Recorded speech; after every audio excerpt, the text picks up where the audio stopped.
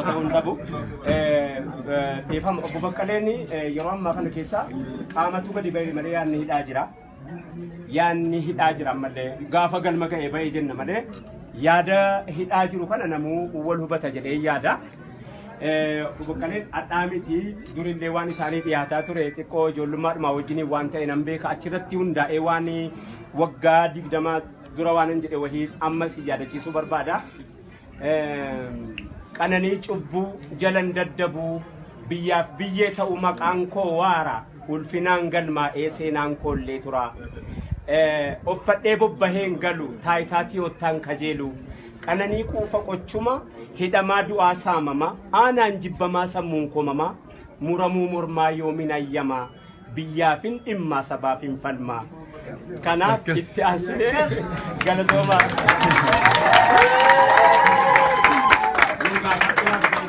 Gafata, enyu tidipannaan enyu ballifata, enyu gogaa nyaannaan enyu laaffifata, enyu qullaa deemnaan enyu uffata.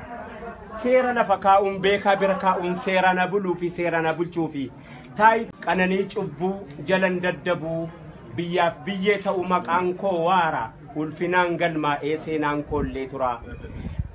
Uffadhee bobbaheen galu taayitaatii ottaan kajeelu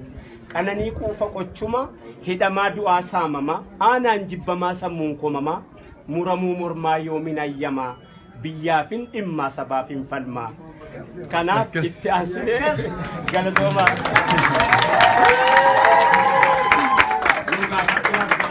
gaafataa eenyu tidipannaan eenyu ballifata eenyu gogaa nyaannaan eenyu laaffifata eenyu qullaa deemnaan eenyutu uffata seera lafa kaa'uun beekaa bira kaa'uun seera na buluu fi seera na bulchuu fi taayitaaf guddinaa wala rakkisuu fi moo tokko ibidda ta'e tokko haa baquu fi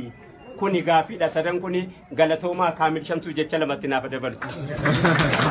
Maashaallah. Kan ustaadha. Galatooma wanti bakka kana dhaabachuu barbaadeef yaadaan qofaatu hin ta'in qaamaanis bira dhaabbachuu koo agarsiisuudhaaf